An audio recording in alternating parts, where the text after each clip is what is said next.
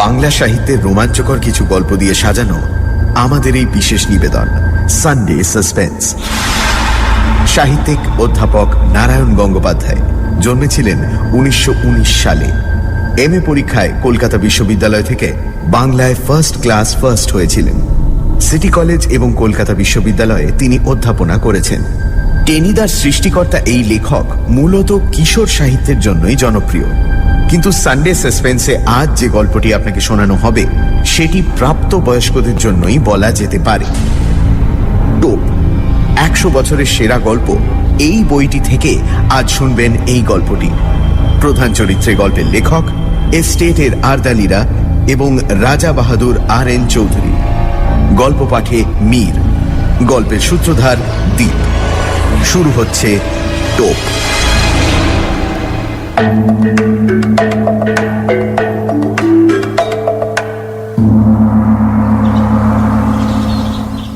সকালে একটা পার্সেল এসে পৌঁছেছে।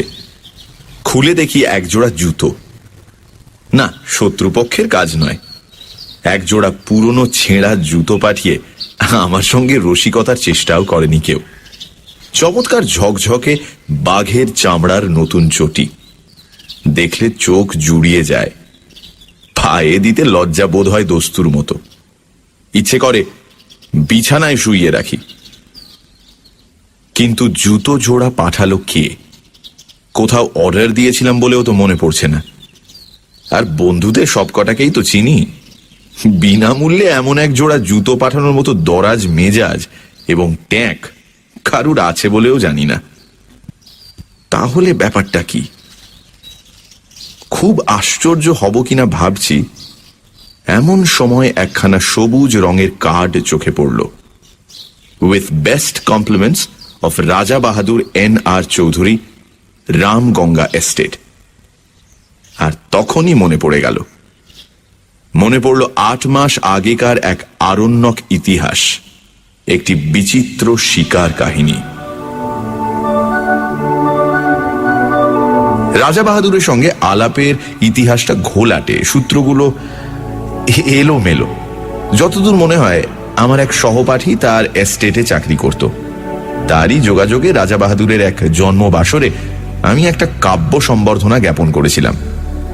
ঈশ্বর গুপ্তের অনুপ্রাস চুরি করে যে প্রশস্তি রচনা করেছিলাম তার 2টো লাইন এইরকম: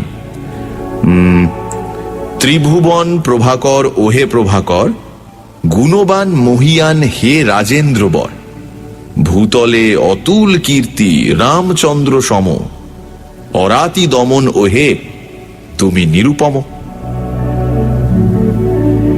কাব্য চর্চার ফললাভ হলো একেবারে নগদ নগদ। পড়েছি আকবরের সভাসদ আব্দুর রহিম খান খানান হিন্দি কবি গঙ্গের 4 লাইন কবিতা শুনে 4 লক্ষ টাকা পুরস্কার দিয়েছিলেন। দেখলাম সে নবাবী মেজাজের ঐতিহ্যটা গুণবান মহিয়ান অরাতি দমন মহারাজ এখনো বজায় রেখেছেন। আমার মতো দিনাতি দিনের উপরেও রাজদৃষ্টি পড়ল। তিনি আমাকে ডেকে পাঠালেন, প্রায় চা খাওয়াতে লাগলেন। তারপর সামান্য একটা উপলক্ষ করে দামি একটা সোনার হাতঘড়ি উপহার দিয়ে বসলেন এক সময়। সেই থেকে রাজা বাহাদুর সম্পর্কে অত্যন্ত কৃতজ্ঞ হয়ে আছি আমি। নিছক কবিতা মেলাবার জন্য বিশেষণগুলো ব্যবহার করেছিলাম, এখন সেগুলোকেই মন প্রাণ দিয়ে বিশ্বাস করতে শুরু করেছি। রাজা বাহাদুরকে আমি শ্রদ্ধা করি, আর গুণগ্রাহী লোককে শ্রদ্ধা করাই তো স্বাভাবিক। বন্ধুরা বলে মোসাহেব, কিন্তু আমি জানি ওটা নিছক গায়ের জ্বালা। আমার সৌভাগ্যে ওদের ঈর্ষা, তা আমি পরোয়া করি না। নৌকা বাঁধতে হলে বড় গাছ দেখে বাঁধাই ভালো, অন্তত ছোটখাটো ঝড়ঝাপটার আঘাতে সম্পূর্ণ নিরাপদ। তাই মাস 8 আগে রাজা বাহাদুর যখন শিকারে তার সহযাত্রী হওয়ার জন্য আমাকে নিমন্ত্রণ জানালেন, তখন আমি ঠেলতে পারলাম না। কলকাতার সমস্ত কাজকর্ম ফেলে ঊর্ধ্বশ্বাসে বেরিয়ে পড়া গেল। তাছাড়া গোরা সৈন্যদের মাঝে মাঝে রাইফেল উঁচিয়ে শকুন মারতে দেখা ছাড়া শিকার সম্বন্ধে কোনো স্পষ্ট ধারণাই নেই আমার। সেদিক থেকেও মনের ভেতরে গভীর এবং নিবিড় একটা প্রলোভন ছিল।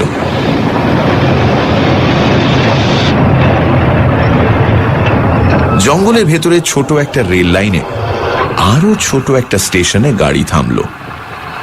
নামবার সঙ্গে সঙ্গে সোনালি তকমা আঁটা ঝকঝকে পোশাক পরা আরদালি এসে সেলাম দিল আমাকে। বললে, হুজুর চলুন। স্টেশনের বাইরে মেটে রাস্তায় দেখি মস্ত একখানা গাড়ি, যার পুরো নাম রোলস রয়েস, সংক্ষেপে যাকে বলে রোজ। তার রোজই বটে।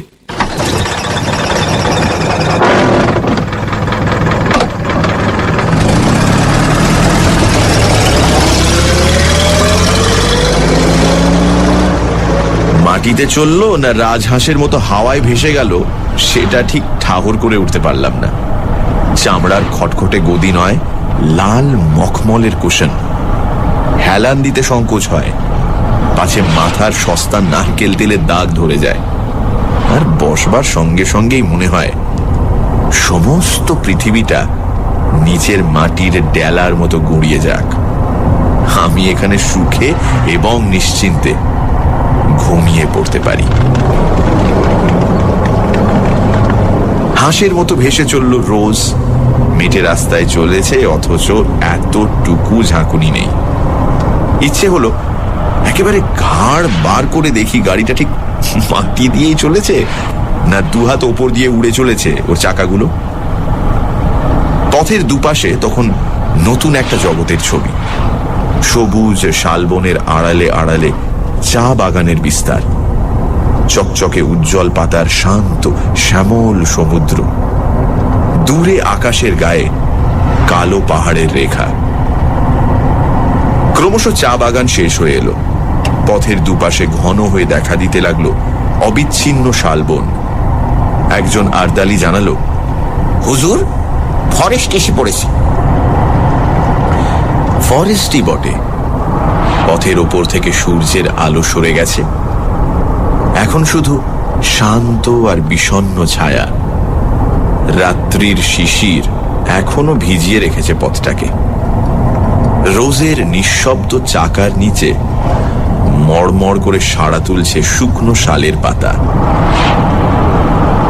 বাতাসে গুঁড়ো গুঁড়ো বৃষ্টির মতো শালের ফুল ঝরে পড়ছে পথের পাশে, উড়ে আসছে গায়ে। কোথা থেকে চকিতের জন্য ময়ূরের তীক্ষ্ণ চিৎকার ভেসে এলো। দুপাশে নিবিড় শালের বন, কোথাও কোথাও ভেতর দিয়ে খানিকটা দৃষ্টি চলে, কখনো কখনো বুনো ঝোপে আচ্ছন্ন। মাঝে মাঝে এক এক টুকরো কাঠের গায়ে লেখা 1935, 1940। মানুষ বনকে শুধু উচ্ছন্ন করতে চায় না, তাকে বাড়াতেও চায়।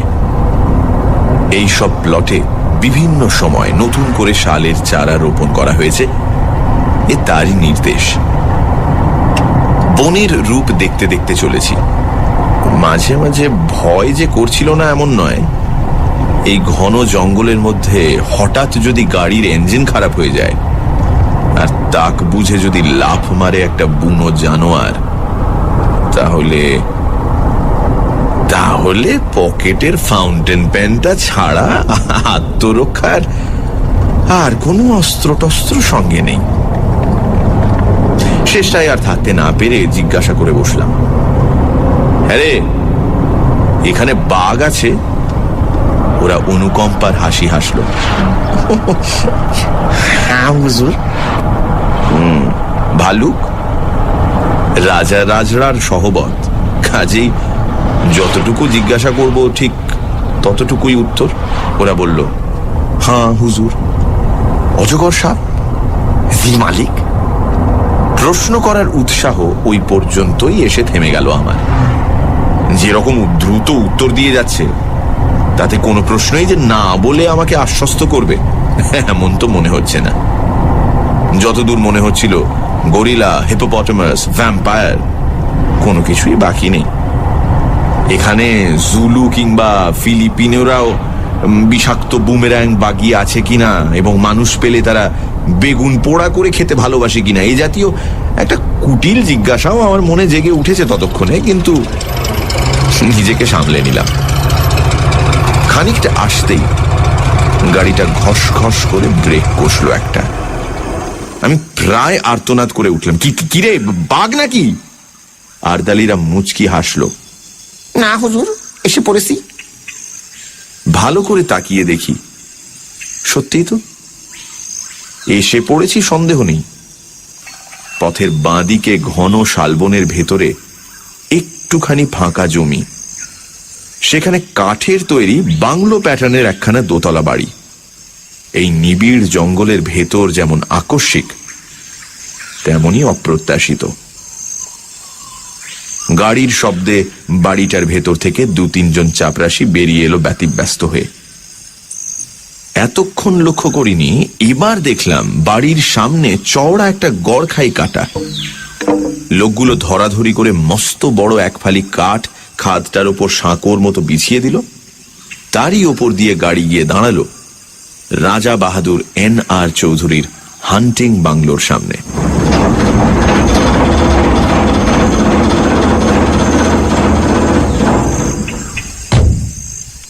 আরে আরে কি সৌভাগ্য! রাজা বাহাদুর স্বয়ং এসে বারান্দায় দাঁড়িয়েছেন আমার অপেক্ষায়। একগাল হেসে বললেন, আসুন আসুন, আপনার জন্য আমি এখনো চা পর্যন্ত খাইনি। শ্রদ্ধায় আর বিনয়ে আমার মাথা নিচু হয়ে গেল। মুখে কথা জোগালো না, শুধু বেকুবের মতো কৃতার্থের হাসি হাসলাম একগাল। রাজা বাহাদুর বললেন, এত কষ্ট করে আপনি যে আসবেন সে ভাবতেই পারিনি, বড় আনন্দ হলো। চলুন চলুন, ওপরে চলুন। এত গুণ না থাকলে কি আর রাজা হয়? একেই বলে রাজোচিত বিনয়। রাজা বাহাদুর বললেন, আগে স্নান করে রিফ্রেশড হয়ে আসুন, টি ইজ গেটিং রেডি। বয়, সাহেব কো গোসলখানে में ले जाओ। 40 বছরের দাড়িওয়ালা বয়, নিঃসন্দেহে বাঙালি, তবু হিন্দি করে হুকুমটা দিলেন রাজা বাহাদুর, কারণ ওটাই রাজকীয় দস্তুর। বয় আমাকে গোসলখানায় নিয়ে গেল। আশ্চর্য, এই জঙ্গলের ভেতরও এত নিখুঁত আয়োজন। এমন একটা বাথরুমে জীবনে আমি স্নান করিনি। ব্র্যাকেটে 3-4 খানা সদ্য পাট ভাঙা নতুন তোয়ালে, 3টে দামি সোপ কেসে 3 রকমের নতুন সাবান, র্যাকে দামি দামি তেল, লাইম জুস, অতিকায় বাথটাব, ওপরে ঝাঁঝরি, নিচে টিউবওয়েল থেকে পাম্প করে এখানে ধারা স্নানের ব্যবস্থা। একেবারে রাজকীয় কারবার। কে বলবে এটা কলকাতার গ্র্যান্ড হোটেল নয়?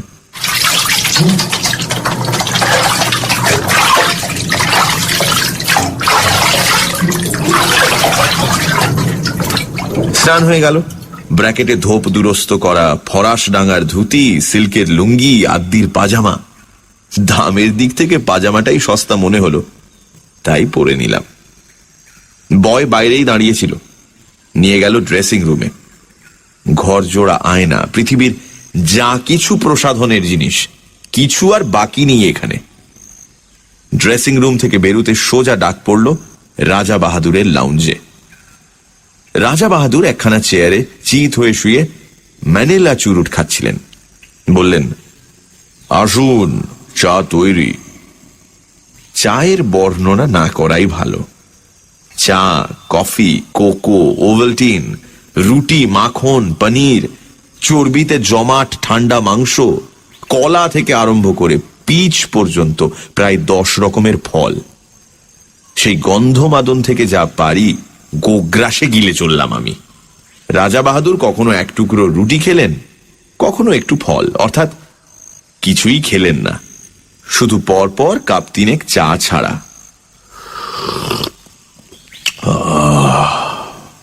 তারপর আরেকটা চুরুট ধরিয়ে বললেন, একবার জানলা দিয়ে চেয়ে দেখুন। দেখলাম। প্রকৃতির এমন অপূর্ব রূপ জীবনে আর দেখিনি। ঠিক জানলার নিচেই মাটিটা খাড়া 300-400 ফুট নেমে গেছে। বাড়িটা যেন ঝুলে আছে সেই রাক্ষসের শূন্যতার উপর। তলায় দেখা যাচ্ছে ঘন জঙ্গল, তার মাঝ দিয়ে পাহাড়ি নদীর একটা সংকীর্ণ নীলোজ্জ্বল রেখা। যতদূর দেখা যায় বিস্তীর্ণ অরণ্য চলেছে প্রসারিত হয়ে, তার সীমান্তে নীল পাহাড়ের প্রহরা। আমার মুখ দিয়ে বেরুল, চমৎকার, রাজা বাহাদুর বললেন, রাইট, আপনারা কবি মানুষ, আপনাদের তো ভালো লাগবেই। আমারই মাঝে মাঝে কবিতা লিখতে ইচ্ছে করে মশাই, কিন্তু নিচের ওই যে জঙ্গলটি দেখতে পাচ্ছেন, ওটি বড় সুবিধের জায়গা নয়। টেরাইয়ের ওয়ান অফ দি ফিয়ার্সেস্ট ফরেস্টস, একেবারে প্রাগ ঐতিহাসিক হিংস্রতার রাজত্ব। আমি সভয়ে জঙ্গলটার দিকে তাকালাম। ওয়ান অফ দ্য ফিয়ার্সেস্ট, কিন্তু ভয় পাওয়ার মতো কিছু তো দেখতে পাচ্ছি না। 400 ফুট নিচে ওই অতিকায় জঙ্গলটাকে একটা নিরবচ্ছিন্ন বেঁটে গাছের ঝোপ বলে মনে হচ্ছে। নদীর রেখাটাকে দেখাচ্ছে উজ্জ্বল একখানা পাতার মতো। আশ্চর্য সবুজ, আশ্চর্য সুন্দর। অফুরন্ত রোদে ঝলমল করছে অফুরন্ত প্রকৃতি। পাহাড়টা যেন গাঢ় নীল রং দিয়ে আঁকা। মনে হয় উপর থেকে ঝাঁপ দিয়ে পড়লে ওই স্তব্ধ গম্ভীর অরণ্য যেন আদর করে বুকে টেনে নেবে, রাশি রাশি পাতার একটা নরম বিছানার উপর। অথচ আমি বললাম, ওখানেই শিকার করবেন নাকি? খেপেছেন, নামবো কি করে? দেখছেন তো পেছনে 400 ফুট খাড়া পাহাড়। আজ পর্যন্ত ওখানে কোনো শিকারীর বন্দুক গিয়ে পৌঁছয়নি। তবে হ্যাঁ, ঠিক শিকার করি না বটে, আমি মাঝে মাঝে মাছ ধরি ওখান থেকে। মাছ ধরেন? আমি হাঁ করলাম। মাছ ধরেন কি রকম? ওই নদী থেকে নাকি? সেটা ক্রমশ প্রকাশ্য, দরকার হলে পরে দেখতে পাবেন।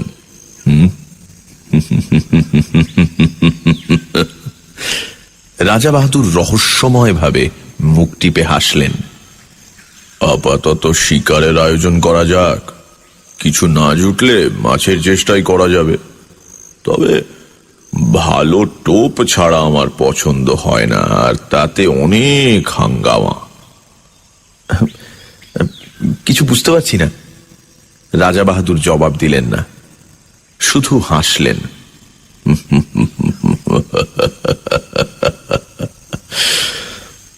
তারপর ম্যানিলা চুরুটের খানিকটা সুগন্ধি ধোঁয়া ছড়িয়ে বললেন, আপনি রাইফেল ছুঁড়তে জানেন? বুঝলাম কথাটি চাপা দিতে চাইছেন। সঙ্গে সঙ্গে জিওভাকে দমন করে ফেললাম। এর পরে আর কিছু জিজ্ঞেস করাটা সঙ্গত হবে না, শোভনও নয়। সেটা কোর্ট ম্যানারের বিরোধী। রাজা বাহাদুর আবার বললেন, রাইফেল ছুঁড়তে পারেন? বললাম, ছেলেবেলায় এয়ারগান ছুঁড়েছি। রাজা বাহাদুর হেসে উঠলেন, তা বটে, আপনারা কবি মানুষ, ওসব অস্ত্র শস্ত্রের ব্যাপার আপনাদের মানায় না। আমি অবশ্য 12 বছর বয়সে রাইফেল হাতে তুলে নিয়েছিলাম। আপনি চেষ্টা করে দেখুন না, কিছু শক্ত ব্যাপার নয়। উঠে দাঁড়ালেন রাজা বাহাদুর, ঘরের একদিকে এগিয়ে গেলেন। তাকে অনুসরণ করে আমি দেখলাম এ শুধু লাউঞ্জ নয়, রীতিমতো একটা ন্যাচারাল মিউজিয়াম এবং অস্ত্রাগার। খাওয়ার টেবিলেই নিমগ্ন ছিলাম বলে এতক্ষণ দেখতে পাইনি, নইলে এর আগেই চোখে পড়া উচিত ছিল। চারিদিকে সারি সারি নানা আকারের আগ্নেয়াস্ত্র, গোটা চারেক রাইফেল, ছোট বড় নানা রকম চেহারা। একটা হুকের সঙ্গে খাপে আঁটা একজোড়া রিভলভার ঝুলছে। তার পাশেই ঝুলছে খোলা একখানা লম্বা শেফিল্ডের তলোয়ার। সূর্যের আলোর মতো তার ফলার নিষ্কলঙ্ক রং। মোটা চামড়ার বেল্টে ঝকঝকে পেতলের কার্তুজ, রাইফেলের, রিভলভারের। জরিদার খাপে খানতিনেক নেপালি ভোজালি, আর দেয়ালের গায়ে হরিণের মাথা, ভালুকের মুখ, নানা রকমের চামড়া, বাঘের, সাপের, হরিণের, গো সাপের। একটা টেবিলে অতিকায় হাতির মাথা, দুটো বড় বড় দাঁত এগিয়ে আছে সামনের দিকে। বুঝলাম এরা রাজা বাহাদুরের বীর কীর্তির নিদর্শন। ছোট একটা রাইফেল তুলে নিলেন রাজা বাহাদুর, বললেন, এটা লাইট জিনিস, তবে ভালো রিপিটার। অনায়াসে বড় বড় জানোয়ার ঘায়েল করতে পারে। আমার কাছে অবশ্য সবই সমান। লাইট রিপিটার যা, হাউইৎজা কামানো তাই। তবু সৌজন্য রক্ষার জন্য বলতে হলো, বাহ, তবে তো চমৎকার জিনিস। রাজা বাহাদুর রাইফেলটা বাড়িয়ে দিলেন আমার দিকে। তাহলে চেষ্টা করুন, লোড করাই আছে, ছুড়ুন ওই জানলা দিয়ে। আমি সভয়ে 3 পা পিছিয়ে গেলাম। জীবনে বেকুবি অনেক করেছি, কিন্তু তার পরিমাণটা আর বাড়াতে প্রস্তুত নই। যুদ্ধ ফেরত এক বন্ধুর মুখে তার রাইফেল ছোঁড়ার প্রথম অভিজ্ঞতা শুনেছিলাম। পড়ে গিয়ে পা ভেঙে নাকি তাকে 1 মাস বিছানায় শুয়ে থাকতে হয়েছিল। নিজেকে যতদূর জানি, আমার ফাঁড়া শুধু পা ভাঙার ওপর দিয়েই কাটবে বলে মনে হয় না। বললাম, ওটা এখন থাক, পরে হবে না হয়। রাজা বাহাদুর মৃদু কৌতুকের হাসি হাসলেন। বললেন, এখন ভয় পাচ্ছেন, কিন্তু একবার ধরতে শিখলে আর ছাড়তে চাইবেন না। হাতে থাকলে বুঝবেন কত বড় শক্তিমান আপনি। You can easily face all the rascals of. হঠাৎ তার চোখ ঝকঝক করে উঠল। মৃদু হাসিটা মিলিয়ে গিয়ে শক্ত হয়ে উঠল মুখের পেশিগুলো। And a rival. মুহূর্তে বুকের রক্ত হিম হয়ে গেল আমার। রাজা বাহাদুরের 2 চোখে বন্য হিংসা। রাইফেলটা এমন শক্ত মুঠিতে বাগিয়ে ধরেছেন যেন সামনে কাউকে গুলি করবার জন্য তৈরি হচ্ছেন তিনি।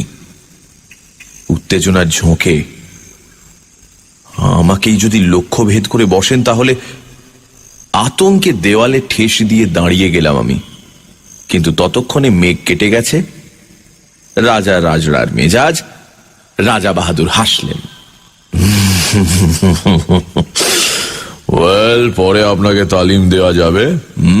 সবই তো রয়েছে, যেটা খুশি আপনি ট্রাই করতে পারেন।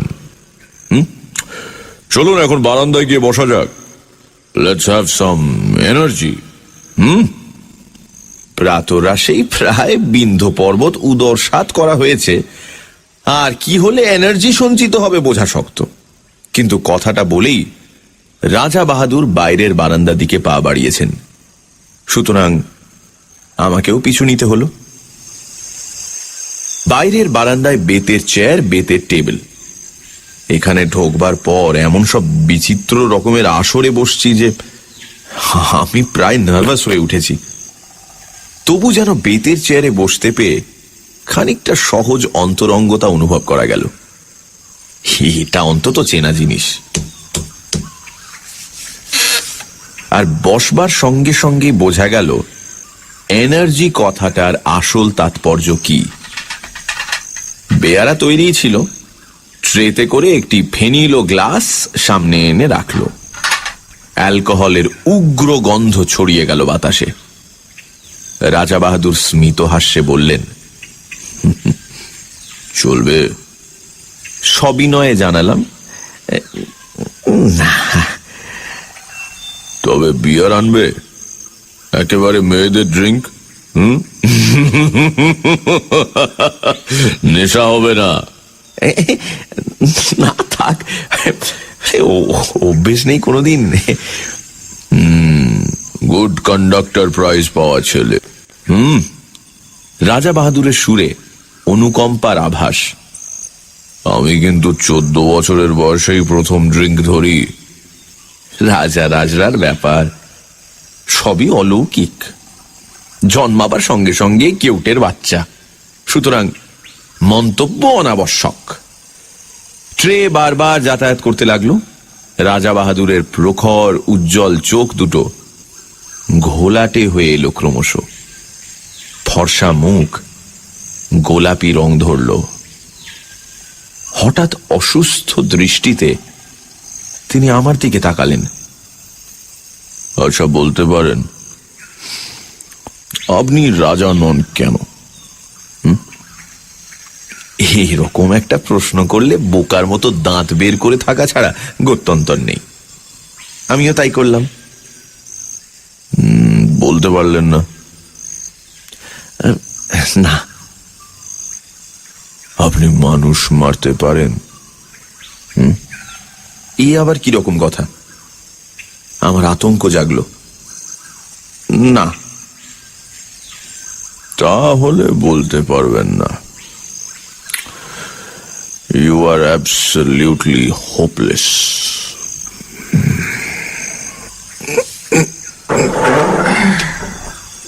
উঠে দাঁড়িয়ে ঘরের দিকে পা বাড়ালেন রাজা বাহাদুর। বলে গেলেন, I pity you, I pity you. বুঝলাম নেশাটা চড়েছে। আমি আর কথা বাড়ালাম না, চুপ করে বসে রইলাম সেখানেই। খানিক পরেই ঘরের ভেতরে নাক ডাকার শব্দ।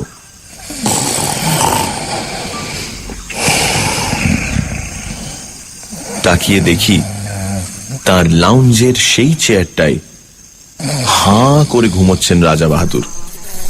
মুখের কাছে কতগুলো মাছি উঠছে ভন ভন করে। শিকারের প্রথম অভিজ্ঞতা। জঙ্গলের ভেতর বসে আছি মোটরে। দুটো তীব্র হেডলাইটের আলো পড়েছে সামনের সংকীর্ণ পথে আর দুধারের শালবনে। ওই আলোর রেখার বাইরে অবশিষ্ট জঙ্গলটায় যেন প্রেতপুরীর জমাট অন্ধকার। রাত্রির তমসায় আদিম হিংসা সজাগ হয়ে উঠেছে চারিদিকে। অনুভব করছি সমস্ত স্নায়ু দিয়ে এখানে হাতির পাল ঘুরছে দূরের কোনো পাহাড়ের পাথর গুঁড়িয়ে গুঁড়িয়ে। ঝোপের ভেতরে অজগর প্রতীক্ষা করে আছে অসতর্ক শিকারের আশায়। আসন্ন বিপদের সম্ভাবনায় উৎকর্ণ হয়ে আছে হরিণের পাল। আর কোনো একটা খাদের ভেতরে জলজল করছে ক্ষুধার্ত বাঘের চোখ।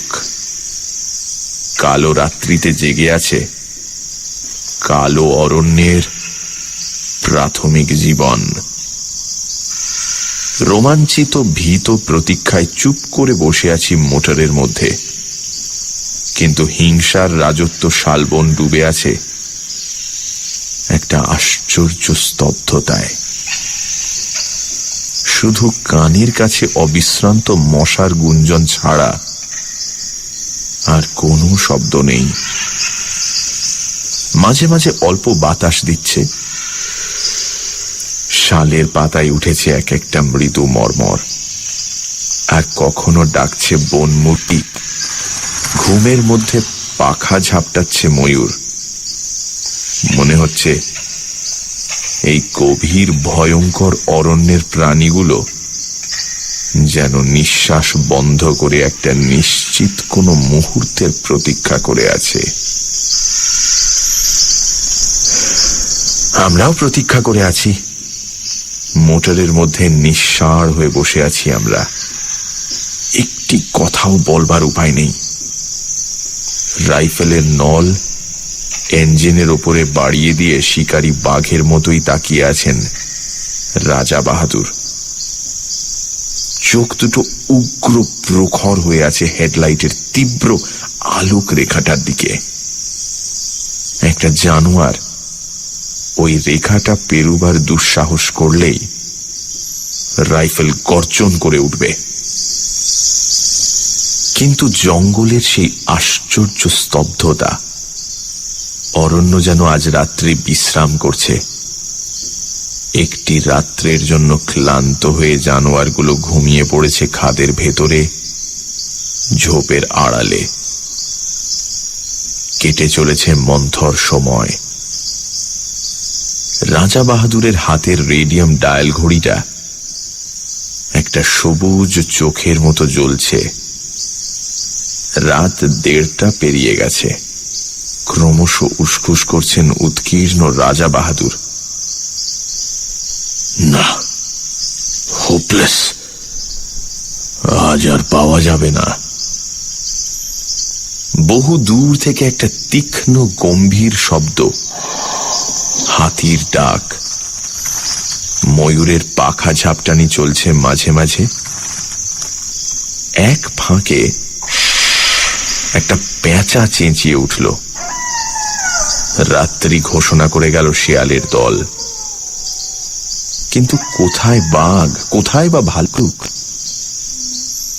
অন্ধকার বনের মধ্যে দ্রুত কতকগুলো ছুটন্ত খুরের আওয়াজ। পালিয়ে গেল হরিণের পাল। কিন্তু কোনো ছায়া পড়ছে না আলোকবৃত্তের ভেতরে।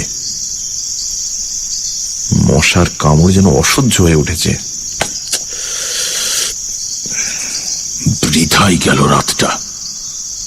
রাজা বাহাদুরের কণ্ঠস্বরে পৃথিবীর সমস্ত বিরক্তি ভেঙে পড়ল। ডেভিলস লাক। সিটের পাশ থেকে একটা ফ্লাস্ক তুলে নিয়ে ঢক ঢক করে ঢাললেন গলাতে। ছড়িয়ে পড়ল হুইস্কির কটু গন্ধ। Thank heavens! রাজা বাহাদুর হঠাৎ নড়ে বসলেন চকিত হয়ে। নক্ষত্র বেগে হাতটা চলে গেল রাইফেলের ট্রিগারে। শিকার এসে পড়েছে। আমিও দেখলাম বহু দূর থেকে আলোর রেখাটার ভেতর কি একটা জানোয়ার দাঁড়িয়ে আছে স্থির হয়ে। এমন একটা জোরালো আলো চোখে পড়াতে কেমন দিশেহারা হয়ে গেছে। তাকিয়ে আছে এই দিকেই। দুটো জোনাকির বিন্দুর মতো চিকচিক করছে তার চোখ। ড্যাম! রাইফেল থেকে হাত সরিয়ে নিলেন রাজা বাহাদুর, কিন্তু পর মুহূর্তেই চাপা উত্তেজিত গলায় বললেন, থাক, আর ছুঁচোই মারব। দুম করে রাইফেল গর্জন করে উঠল। কানে তালা ধরে গেল আমার। বারুদের গন্ধে বিস্বাদ হয়ে উঠল নাসারন্ধ্র। অব্যর্থ লক্ষ্য রাজা বাহাদুরের। পড়েছে জানোয়ারটা। ড্রাইভার বললে, তুলে আনবো হুজুর? বিকৃত মুখে রাজা বাহাদুর বললেন, কি হবে? গাড়ি ঘোরাও।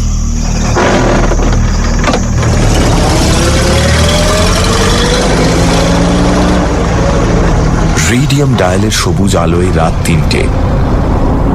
গাড়ি ফিরে চলল হান্টিং বাংলোর দিকে। একটা ম্যানিলা চুরুট ধরিয়ে রাজা বাহাদুর আবার বললেন, ড্যাম!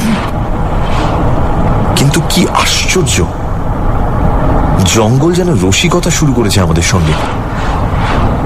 দিনের বেলা অনেক চেষ্টা করেও দুটো একটা বন মুরগি ছাড়া আর কিছু পাওয়া গেল না, এমনকি একটা হরিণ পর্যন্ত নয়। নাইট শুটিংয়ে সেই অবস্থা। পরপর 3 রাত্রি জঙ্গলের নানা জায়গায় গাড়ি থামিয়ে চেষ্টা করা হলো, কিন্তু নগদ লাভ যা ঘটল তা অমানুষিক মশার কামড়। জঙ্গলের হিংস্র জন্তুর সাক্ষাৎ মিলল না বটে, কিন্তু মশাগুলো চিনতে পারা গেল। এমন সাংঘাতিক মশা যে পৃথিবীর কোথাও থাকতে পারে, এতদিন এ ধারণা ছিল না আমার। তবে মশার কামড়ের ক্ষতিপূরণ চলতে লাগলো গন্ধমাদন উজাড় করে। সত্যি বলতে কি, শিকার করতে না পারলেও মনের দিক থেকে বিন্দুমাত্র ক্ষোভ ছিল না আমার। জঙ্গলের ভেতরে এমন রাজসূয় যজ্ঞের আয়োজন কল্পনারও বাইরে। জীবনে এমন দামি খাবার কোনোদিন মুখে তুলিনি, এমন চমৎকার বাথরুমে স্নান করিনি কখনো। এত পুরু জাজিমের বিছানায় শুয়ে অস্বস্তিতে প্রথম দিন তো ঘুমোতেই পারিনি আমি। নিবিড় জঙ্গলের নেপথ্যে গ্র্যান্ড হোটেলে স্বাচ্ছন্দ্যে দিন কাটাচ্ছি। শিকার না হলেও কণামাত্র ক্ষতি নেই আমার। প্রত্যেক দিনই লাউঞ্জে চা খেতে খেতে 400 ফুট নিচেকার ঘন জঙ্গলটার দিকে চোখ পড়ে।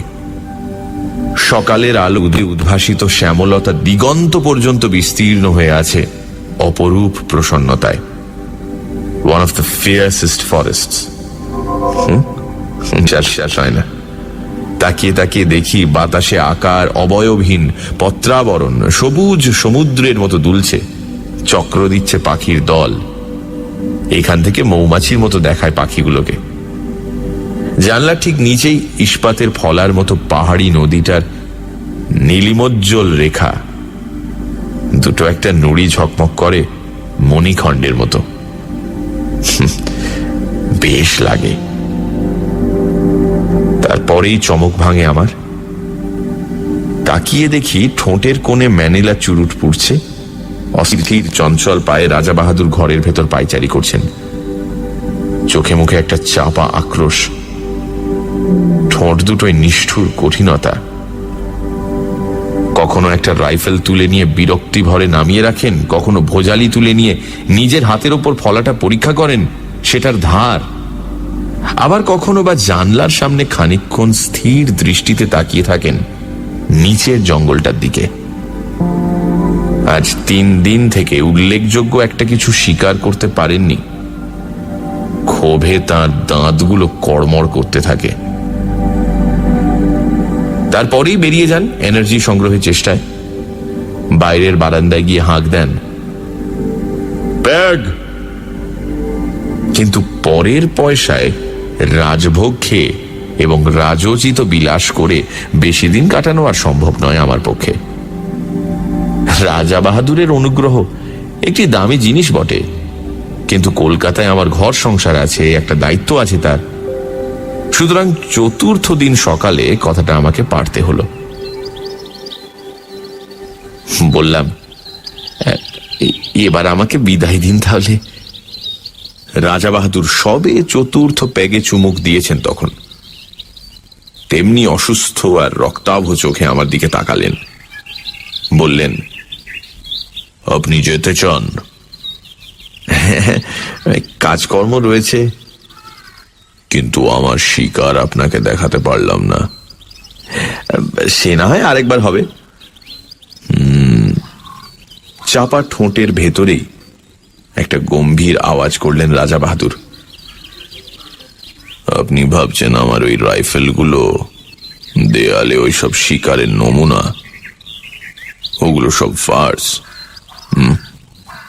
আমি সন্ত্রস্ত হয়ে বললাম, না না, তা কেন ভাবতে যাব?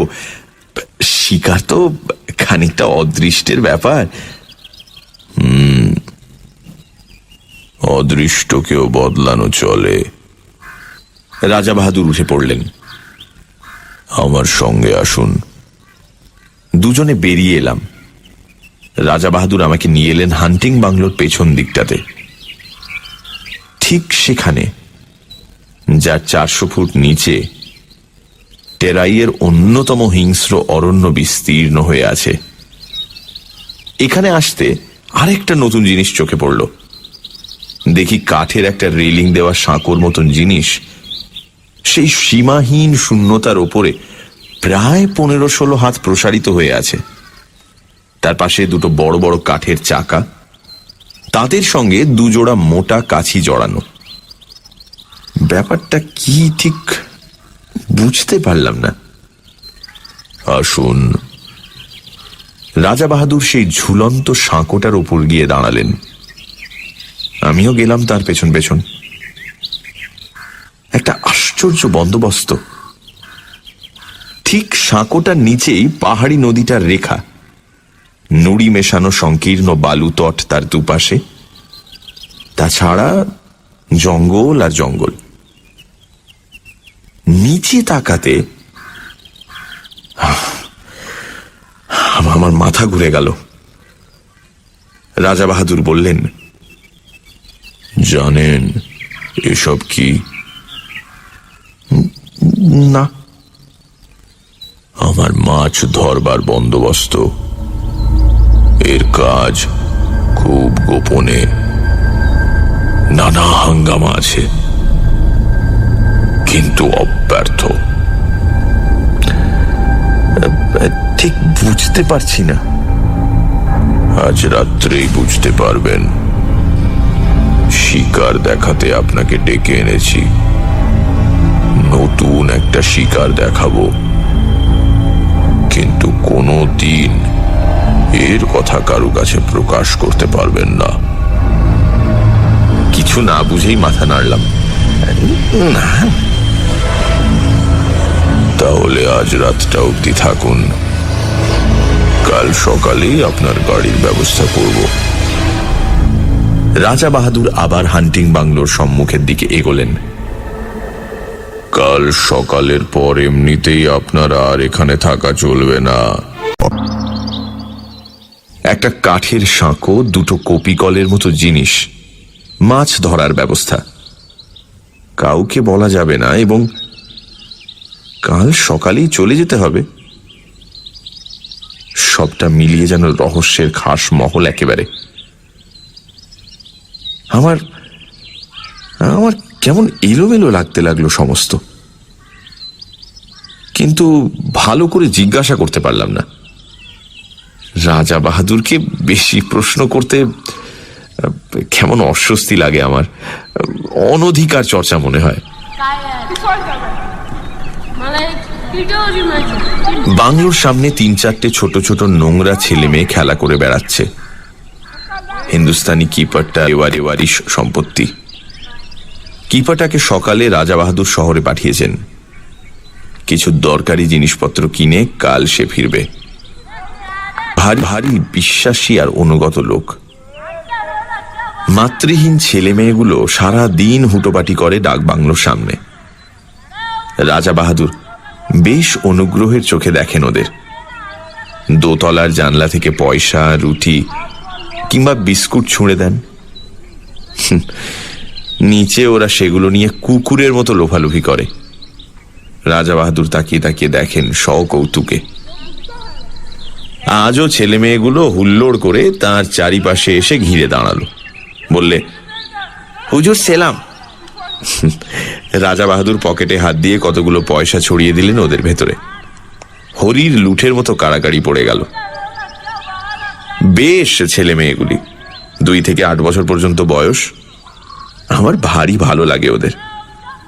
আরণ্যক জগতের শাল শিশুদের মতো সতেজ আর জীবন্ত প্রকৃতির ভেতর থেকে প্রাণ আহরণ করে যেন বড় হয়ে উঠেছে। সন্ধ্যায় ডিনার টেবিলে বসে আমি বললাম, আজ রাত্রে মাছ ধরবার কথা আছে আপনার। চোখের কোণা দিয়ে আমার দিকে তাকালেন রাজা বাহাদুর। লক্ষ্য করেছি আজ সমস্ত দিন বড় বেশি মদ খাচ্ছেন আর ক্রমাগত চুরুট টেনে চলেছেন। ভালো করে আমার সঙ্গে কথা পর্যন্ত বলেননি।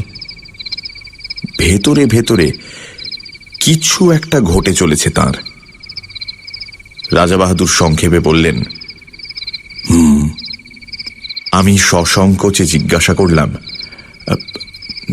কখন হবে?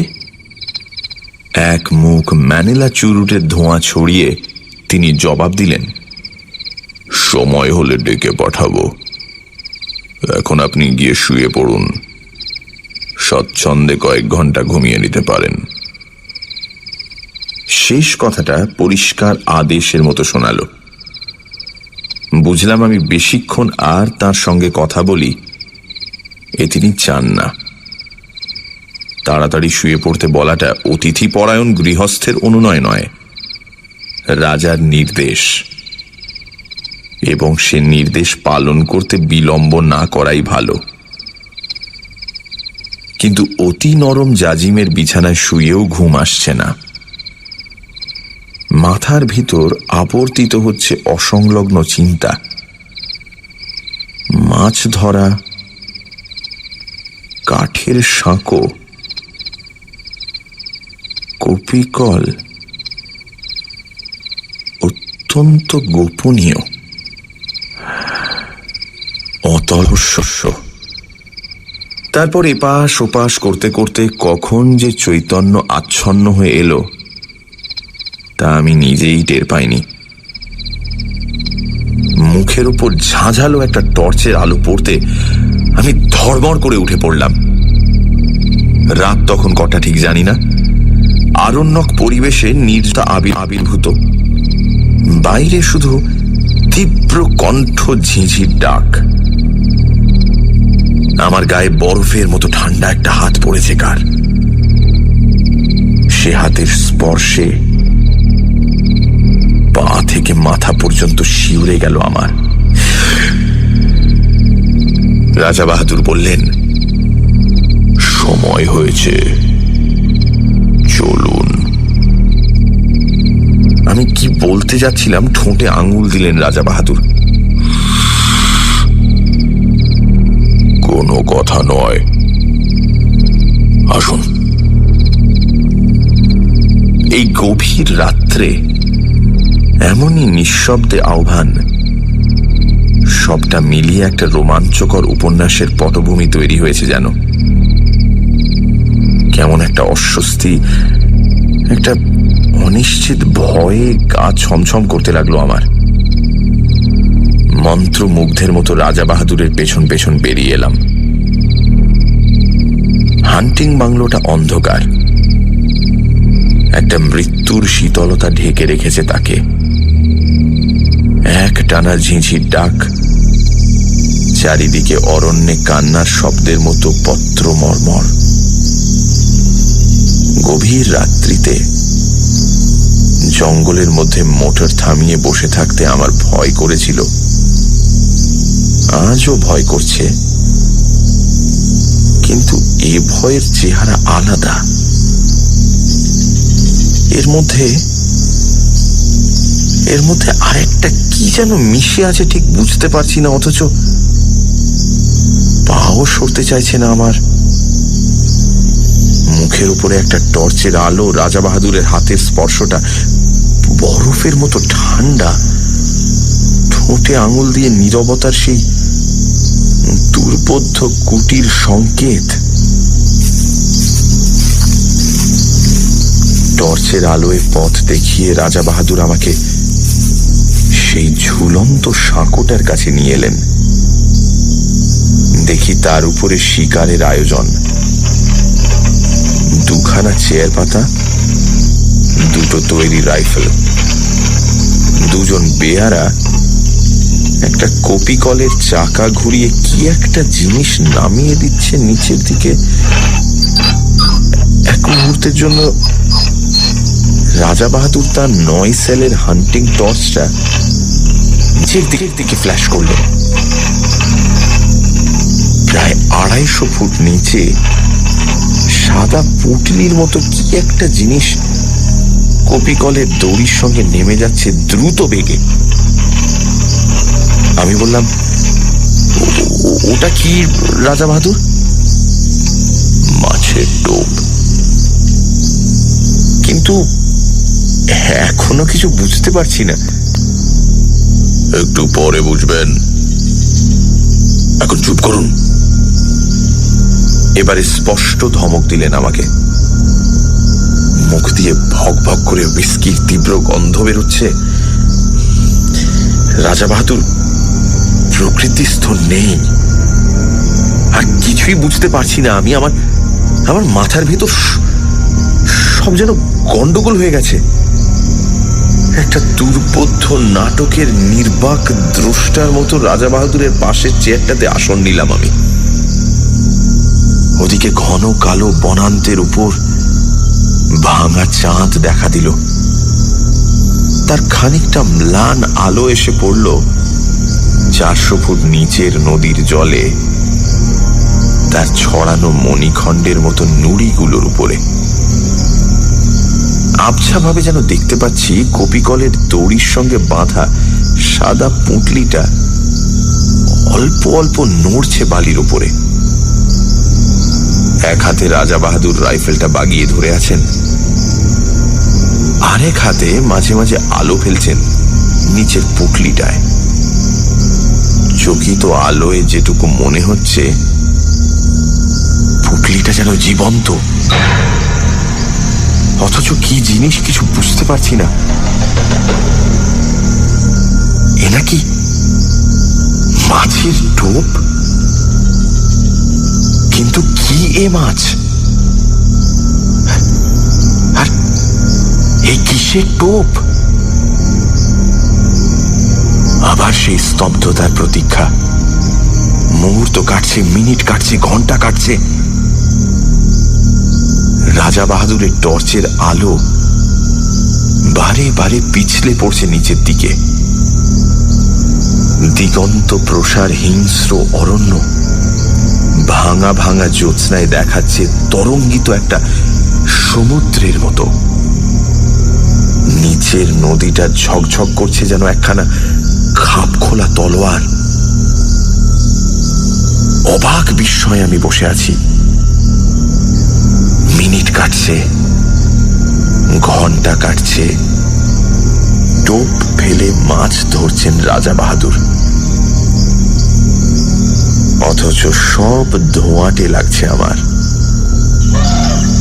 কান পেতে শুনছি ঝিঝির ডাক, দূরে হাতির গর্জন, শালপাতার মর্মর। এ প্রতীক্ষার তত্ত্ব আমার কাছে দুর্বোধ্য। শুধু হুইস্কি আর ম্যানিলা চুরুটের গন্ধ এসে লাগছে আমার। মিনিট কাটছে, ঘন্টা কাটছে, রেডিয়াম ডায়াল ঘড়ির কাঁটা চলেছে ঘুরে। ক্রমশ যেন সম্মোহিত হয়ে গেলাম, ক্রমশ যেন ঘুম এলো আমার। তারপরে হঠাৎ কানের কাছে বিকট শব্দে রাইফেল সাড়া দিয়ে উঠল। 400 ফুট নিচ থেকে উপরের দিকে উৎক্ষিপ্ত হয়ে উঠল প্রচন্ড বাঘের গর্জন। চেয়ারটা শুদ্ধ আমি ক্ষেপে উঠলাম। টর্চের আলোটা সোজা পড়ছে নুড়ি ছড়ানো বালির ডাঙাটার উপরে।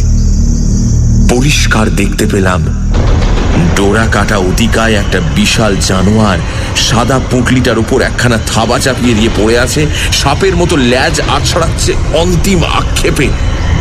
ওপর থেকে ইন্দ্রের বজ্রের মতো অব্যর্থ গুলি গিয়ে লেগেছে তার মাথায়। এত উপর থেকে এমন দুর্নিবার মৃত্যু নামবে আশঙ্কা করতে পারিনি। রাজা বাহাদুর সোৎসাহে বললেন, ফাতেহ। এতক্ষণে মাছ ধরবার ব্যাপারটা বুঝতে পেরেছি। সোৎসাহে সোল্লাসে বললাম, মাছ তো ধরলেন, ডাঙায় তুলবেন কেমন করে? ওই কপি কল দিয়ে। এই জন্যই তো ওর ব্যবস্থা।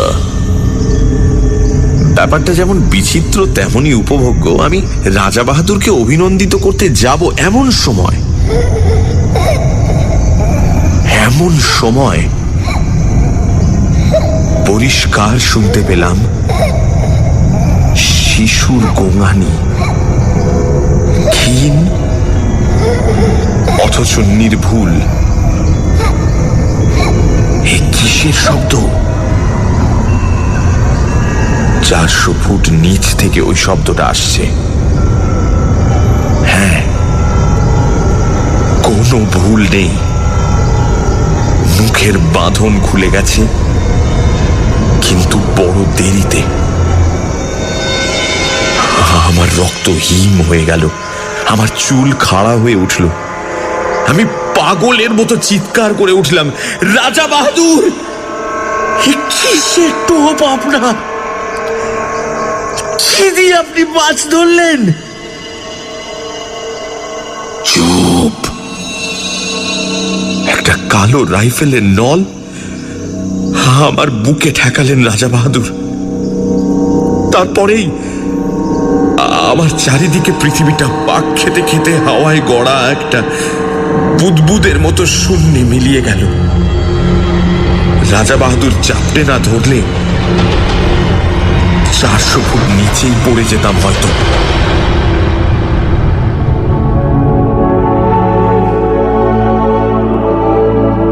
কিপারের একটা বেওয়ারিশ ছেলে যদি জঙ্গলে হারিয়ে গিয়ে থাকে তা অস্বাভাবিক নয়, তাতে কারো ক্ষতি নেই।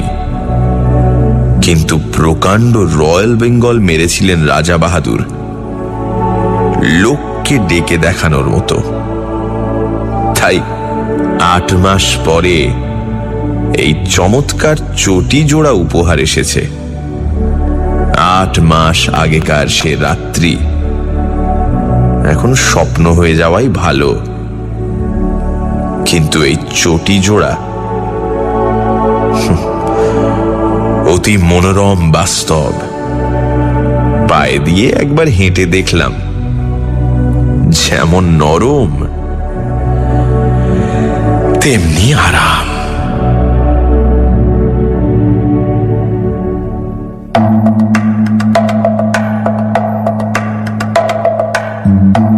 ছিলেন টোপ। রচনা নারায়ণ গঙ্গোপাধ্যায়। গল্পের সূত্রধার দীপ। গল্প পাঠে মীর। শব্দগ্রহণ, আবহ সঙ্গীত এবং স্পেশাল এফেক্টসে রিচার্ড। পরিকল্পনা ও পরিচালনায় ইন্দ্রাণী। রেডিও মির্চির তরফ থেকে আন্তরিক ধন্যবাদ লেখক পুত্র শ্রী অরিজিৎ গাঙ্গুলিকে আমাদের পাশে থাকার জন্য। আগামী সপ্তাহে ঠিক এই সময় আরও একটি রোমাঞ্চকর গল্প নিয়ে হাজির হবে সানডে সাসপেন্স।